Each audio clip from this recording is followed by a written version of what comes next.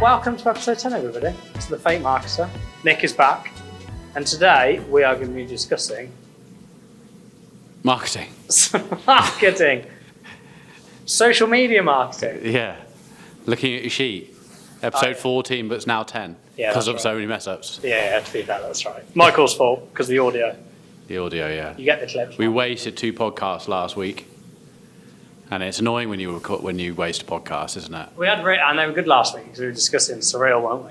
Which I haven't had a chance to. I know, but I have looked at purchasing. I can't find it cheaper anywhere else, and you have to buy a bundle. And in one of the next episodes, you'll understand what we're talking about, because I'll moan about it again. I can't. Even if you go on Amazon, you have to buy 4. If you go on to Holland & Barrett, you have to buy 4.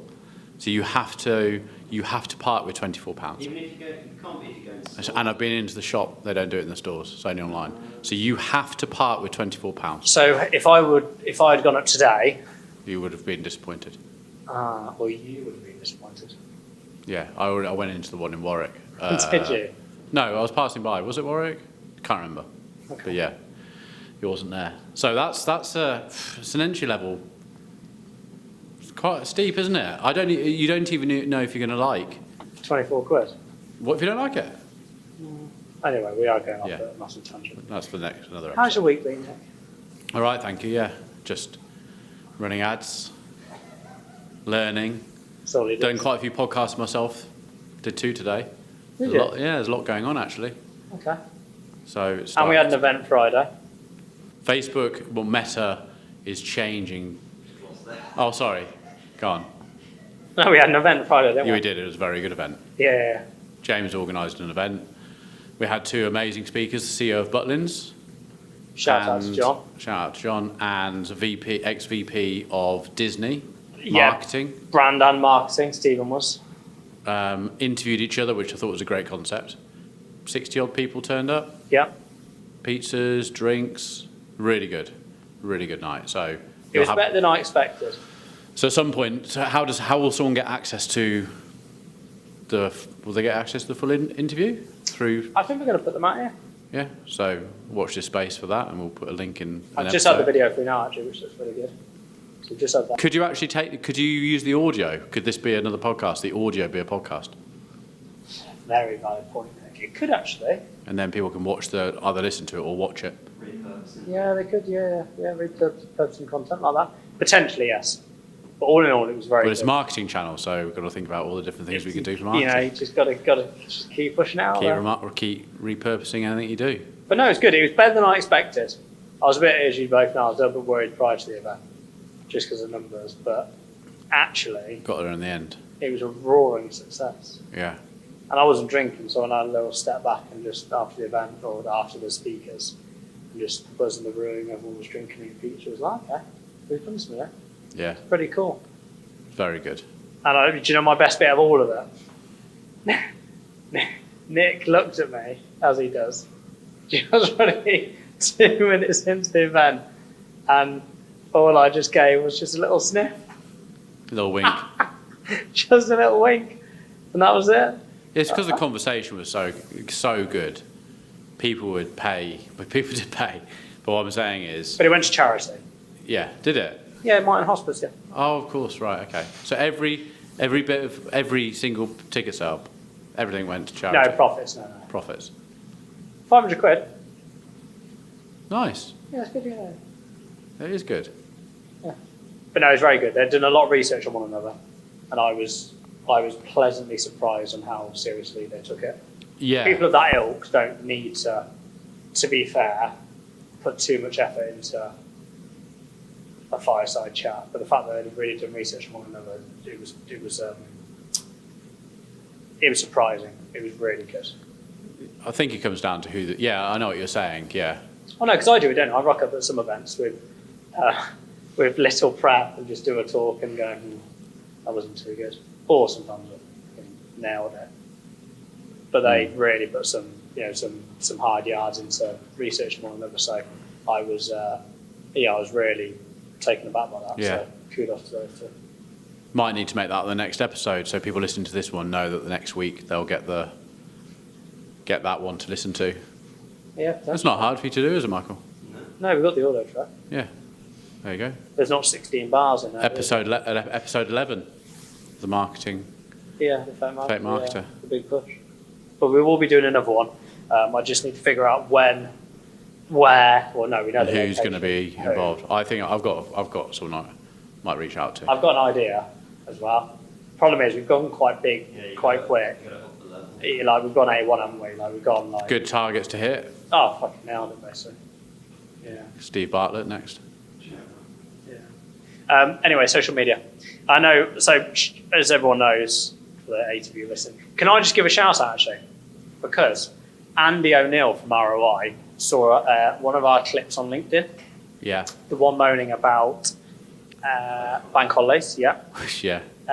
Which, if we had the audio from the last one, you'd have heard us giving the, Yeah. the We'll comments moan on those. about that next time. We've gone on too much about our personal stuff. But he actually listened to all of that because of the clip on TikTok. The clip that you do for TikTok, put it on LinkedIn, and he listened to the whole episode and he loved it. He said you do it in a very jovial way. So, Good. Cheers, Andy. Yeah. Yeah, nice. Yeah. So, as you all know, for all of you listening, and you, Andy, Erin writes us a little scope in terms of what each episode is. And today she's done why social media is such an important medium for small businesses. So what we might do is split this into sort of a little bit about organic, a little bit about paid, and I guess obviously the media buyer in the room, Nick of Boddington. Yeah. What do you reckon? Before we started the podcast, I said, if we think about our user group, it's going to be the smaller business, medium business, isn't it? Because I know that some of the examples that we're going to be talking about are huge businesses who have got massive organic reach anyway. Yes. So that's not going. I think that's why we need to go talk about the paid side as well, of how you can use something like Meta or TikTok to use social media to your advantage. Because even though we think we deal with social media all the time, it's amazing how, well, actually, when we take on a new client, social media is kind of new to them, isn't it? It's new to them in the respect of they've got channels, they've got profiles. In terms of what actually do with them, what a lot of people will just do is they'll post stuff to keep the lights on, essentially. Make sure. Well, because they think that's the right thing to do. Yeah, I think I hear the term a lot, ticking over. Yeah.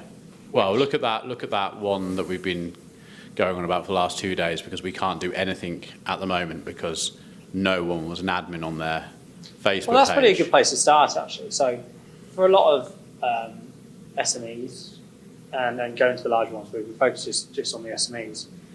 Normally, the business owner will get a junior marketing person to set up the social accounts because they're used to it. They're on those mediums all day, on those channels. Well, it's not even that. It's just He or a she crappy can't be job. asked. Yeah, it's fuck it. Just I think it's a crappy job now. It's like go and set up that. It's like who wants to do the setup? yeah, But but the they problem don't is, understand that when- they need to be an yeah, admin. but when that person leaves, as you and I well know from many issues that we have, is that you can't bloody get hold of that account then because you don't own it. The admin rights with someone else. We've got one at the moment for a football club, a professional football club in League One. We can't get access to their social media accounts because somebody, way back when, created this account and now we can't get hold of them. And has put on other users, but no one's an admin. No, but the problem isn't it with this one? I'm now searching on LinkedIn and I've had a few messages back going, no, not me. I'm trying to find people that used to work there years ago. This one girl, bless her, she's like, oh yeah, I did an apprenticeship there in 2016. Wow. And she's actually the marketing manager now for Tottenham Hotspurs, Matt, weirdly enough.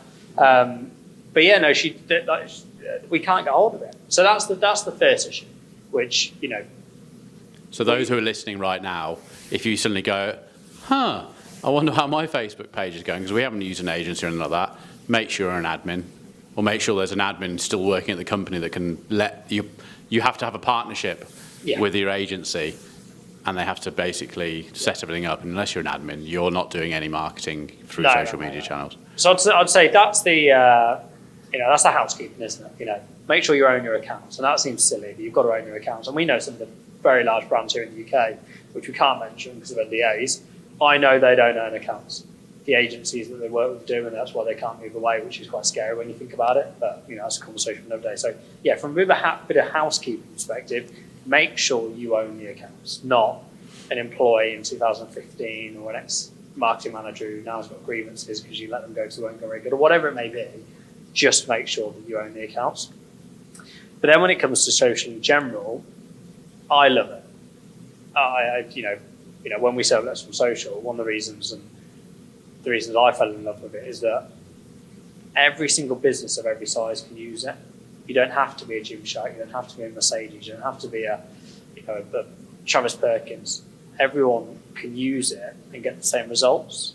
And it's not about how much budget you've got. Yes, that helps because in terms of the impressions, but actually in terms of the results you get, you don't have to be a big boy with big budgets. You can just be a normal sized business with normal sized budgets and still get a return that's good for you. Yeah. From an organic or paid side. But obviously we know the difference between organic and paid. And from your side, what is those differences?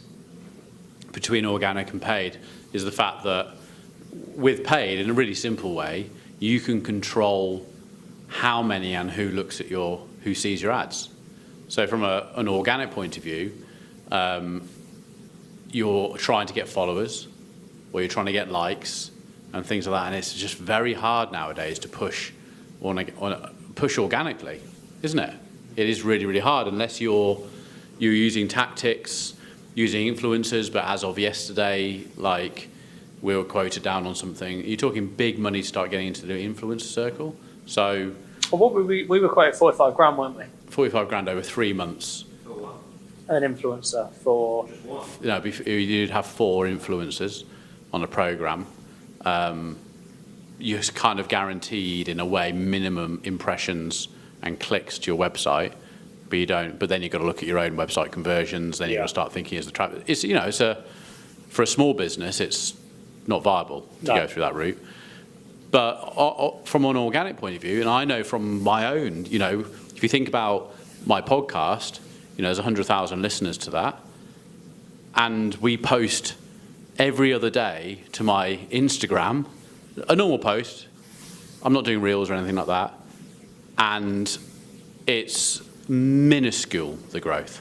Yeah. Minuscule. It's like no one sees it. The algorithm's changed, so now you've got to do reels because they want to get the content right. So the companies who are doing reels and videos all the time, it's going to get picked up by the algorithm. Well, it's a really, really hard game. So I still think there's a lot of focus on these influencers and stuff like that when they're trying to build their own following and things like that.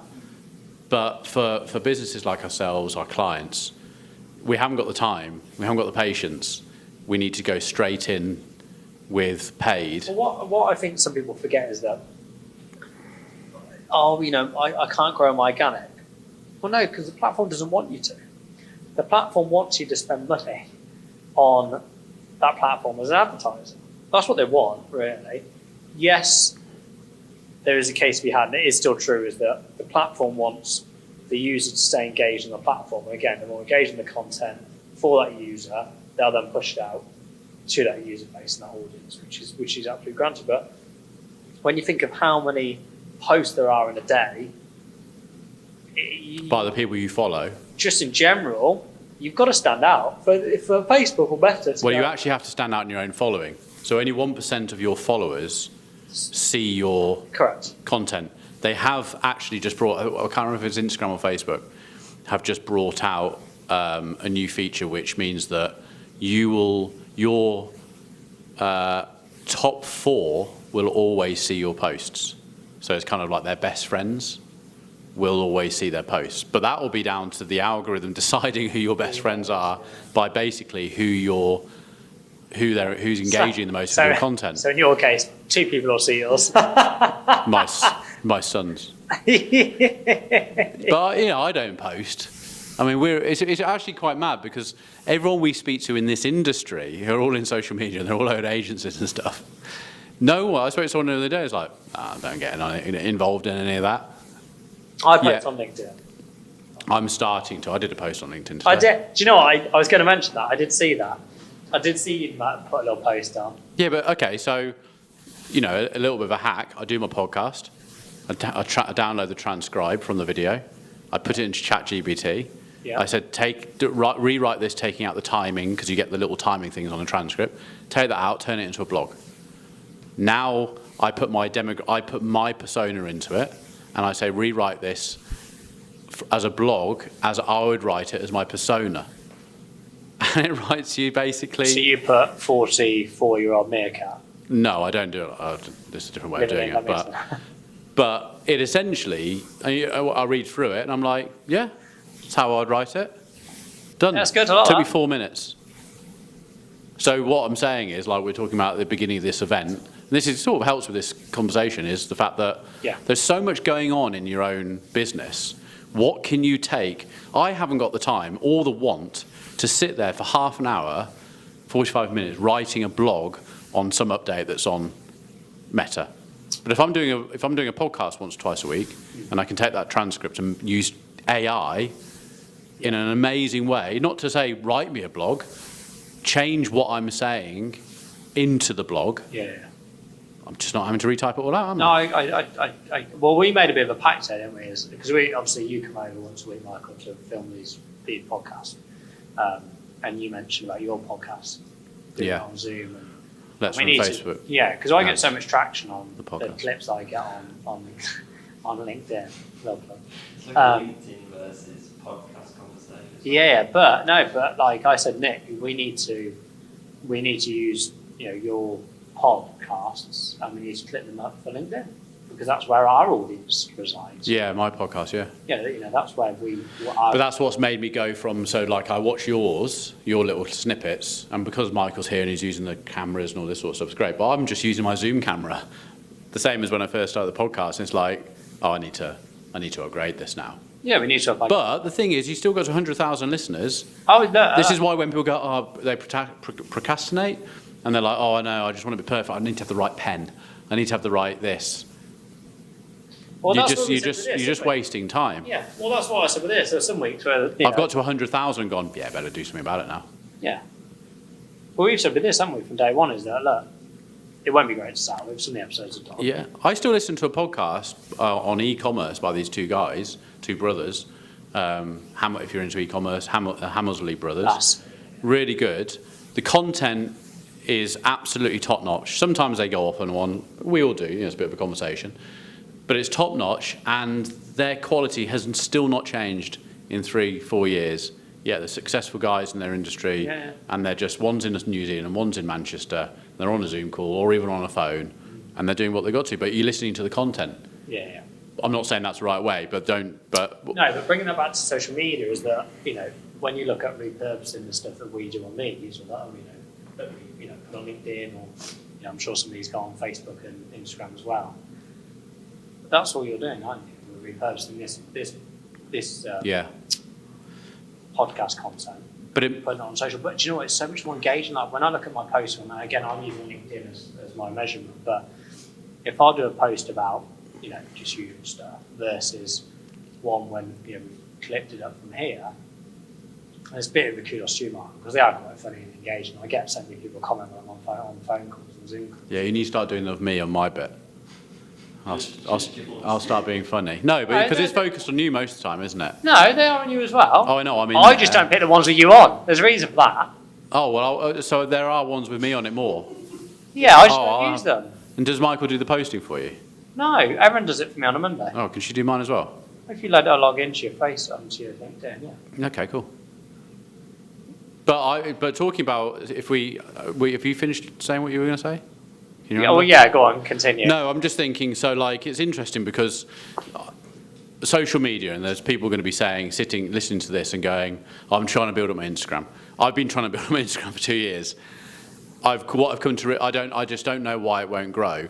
Then I look at your content that you're putting out, which is coming from the same thing on LinkedIn, and it's growing, and you're getting opportunities from it.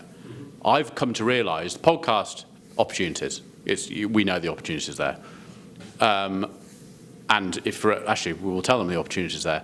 When we set that up and you didn't agree 2 years and 2 months ago, That's now generated 140,000 in business through the agency and the Ads Clinic. Something like that, 140,000? 2 years? Yeah. Yeah. Something like that. So you said 2 months. So that wasn't set up from a perspective of let's make money, let's just put it out there, and then the Ads Clinic got started up. So anyone listening, money can be made out of that. You grow your following. So it's if Instagram's really hard to grow a following and push your business forward, especially if it's B2B, use LinkedIn, use a podcast. I think so many people are just like, oh, I've got to be on LinkedIn. When it comes to organic, so I had a meeting with a big boiler manufacturer this morning, and they want us to propose we help with their commercial side on LinkedIn. And one of the questions I asked is your content engaging? And they're like, yeah. Would you engage with it? Would you download that PDF? And they're like, well, you're answering your own question, aren't you? Now, what short form content are you doing? What is all this stuff? Because, LinkedIn, if you look at LinkedIn as an example from an organic piece,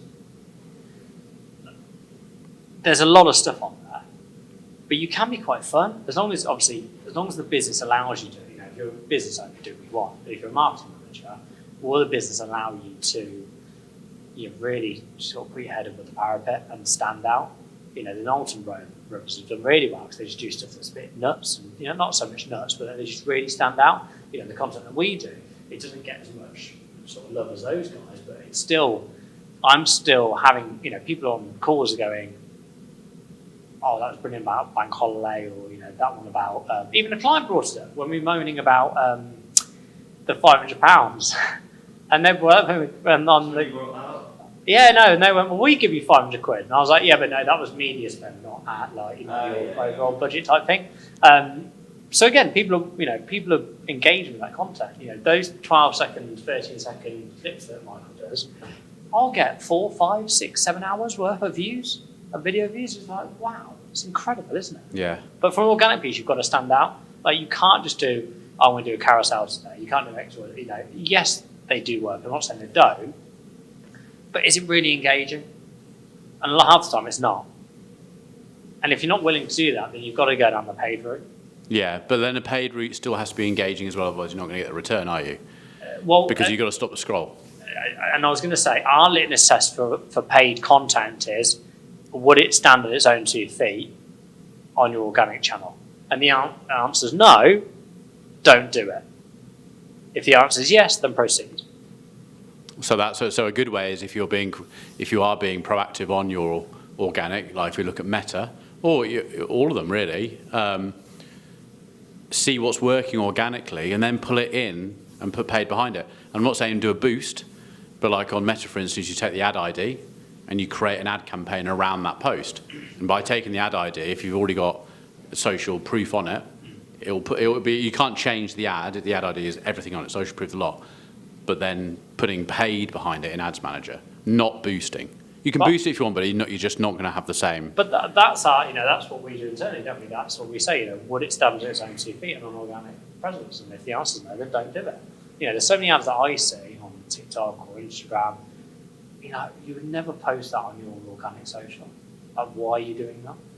I sort of get it on the other occasion. I do understand it, especially with e-com if it's a particular offer you've got going. So I sort of understand those. But some of it is such dross. Yeah.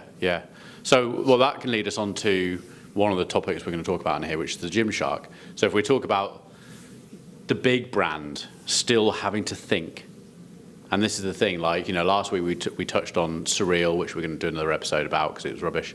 The audio was rubbish. Yeah, McDonald's. The audio rubbish. McDonald's, is that episode?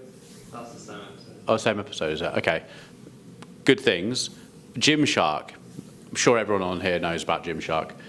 Now they've utilised social media amazingly well. Timing was perfect. YouTube was growing at the time. They could get what we probably didn't even call an influencer back then. Someone who was becoming big on YouTube, and that's in fitness.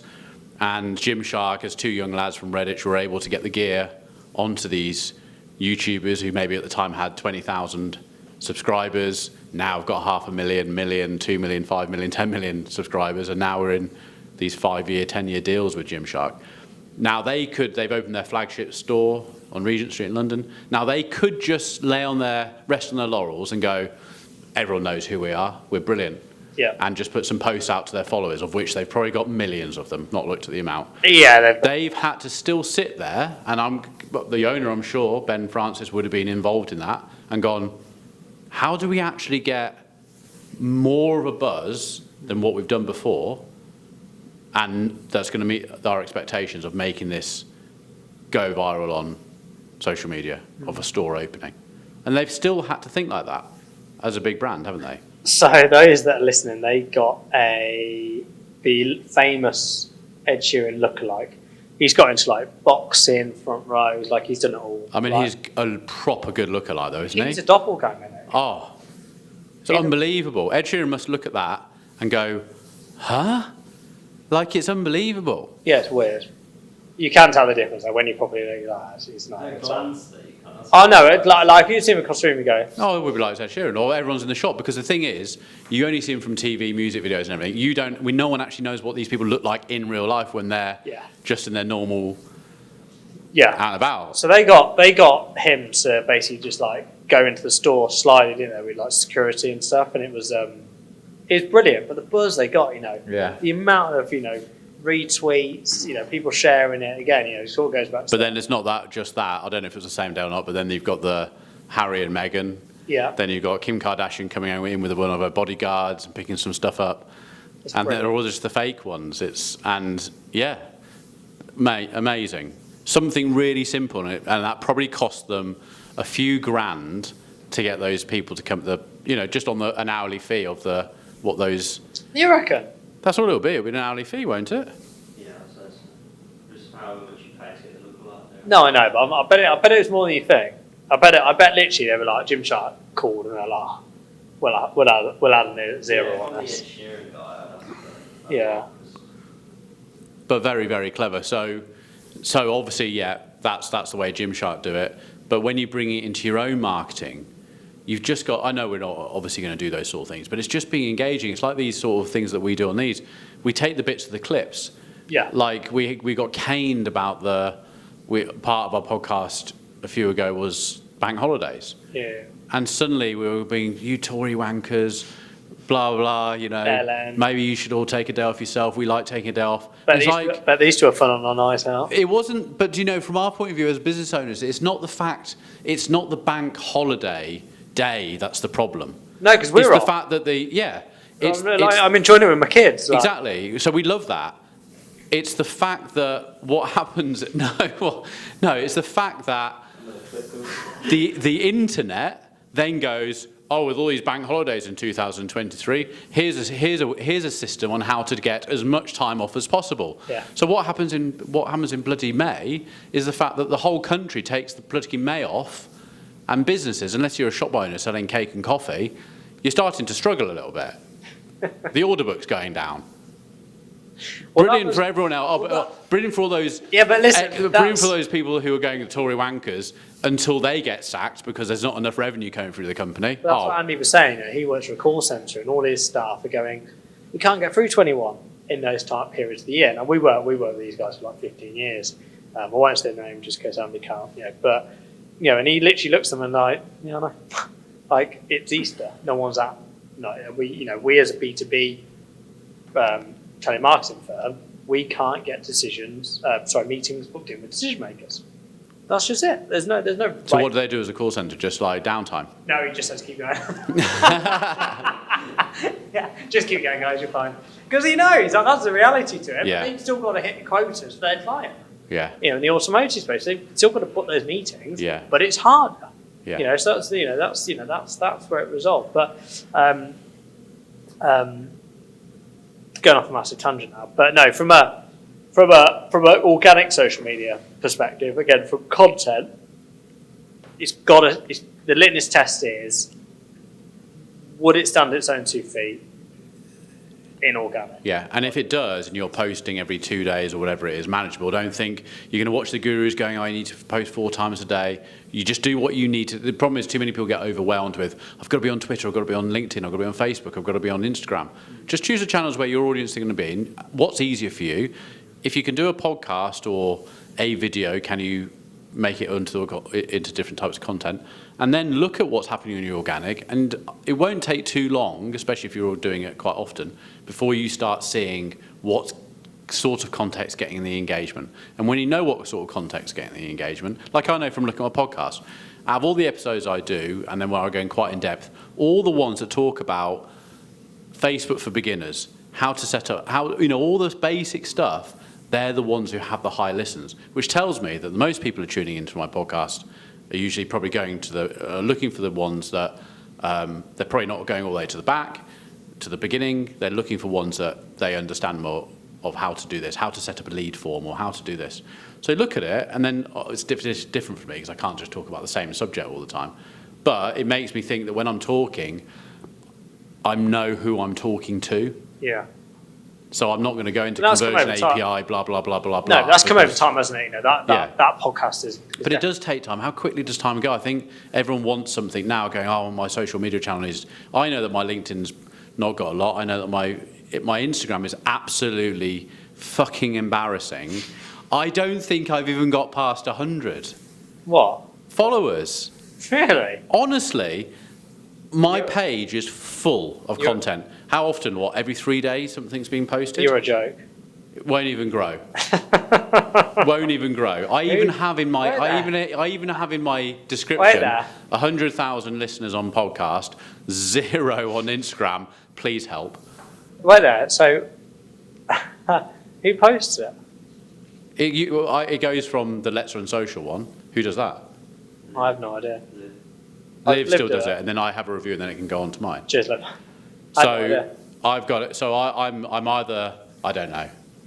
But anyway, enough about me.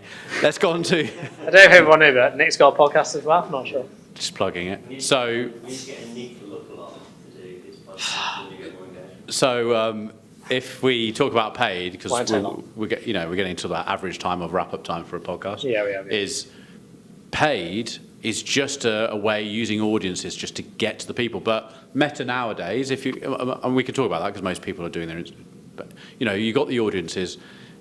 Meta's now really trying to move away from interest-based. I'm performing a test at the moment with one of our clients, or about to, it'll be done this week, which is setting up a structure within one campaign, and I'm going broad for the whole lot and giving it some time, because all my peers are saying these interests are all going. It's starting to disappear, and people are moving away from that sort of thing. But that's quite advanced. I was going to say, for most people that are going on and setting up Facebook ads or TikTok ads. Well, today's episode was about that. There's a new thing on there called Tailor Made, and it's taking it away from a manual setup. If you listen to the podcast, which will go out this week, probably, Moko, won't it? That will be how a beginner can set up, and Facebook's made it nice and simple. You can't mess up. Brilliant. Yeah. But that's needed because it is quite technical, isn't it? Yeah, it is. Yeah. When you want to, I'm not going to say do it properly, but when you really want to push, those paid ads, Yeah. it's technical, but paid ads is a very all it is a mechanism to get your message in front of your audience, but definitely get in front of your audience. That's all it is. Bring them in. Don't have to go for a sell. It's just getting them into your funnel, getting them into your ecosystem, and then start driving them towards. We can talk about the pyramid really quickly. Go on then. Well, you have 3% at the top. That's people who are the low-hanging fruit. Yep. And then you have the next 20 to 30%, I think it's 90 and then 10, which are the people who they don't realise they've got a problem yet.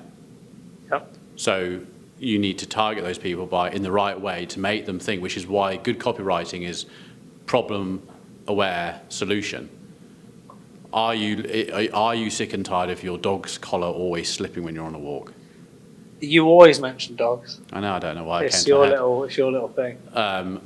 Make them aware of it, solution. But I think that needs to be talked about from the top. So even if you're not going from a sale at the top, talk about the problem, make them aware of it, bring them into the funnel. They might not buy for 6 weeks or 2 months or 3 years, but they've been made aware of it and they now know who you are. The end. Marketing. Do you know what I was giggling? Marketing. Do you know what I was The giggling end. at then? You went right, 3%. And then as you were going down, I knew your head was like frazzling going, oh, fuck, this can't be. Oh, no.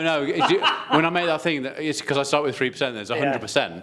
No, But it's basically 3%, then the next 30, and the rest of it aren't in any market. So basically, you got 77% aren't even a market, Okay, basically. Good. There you go. So I think that wraps up, doesn't it? Yeah. Episode 10, which should be 14, but because of some audio issues, this is episode 10. Anything to end with now? No.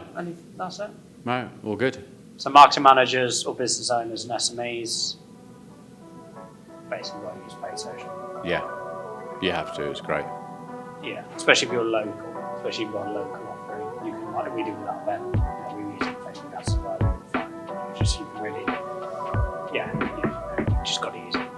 Yeah. See you on the next episode. See you on episode 15/11.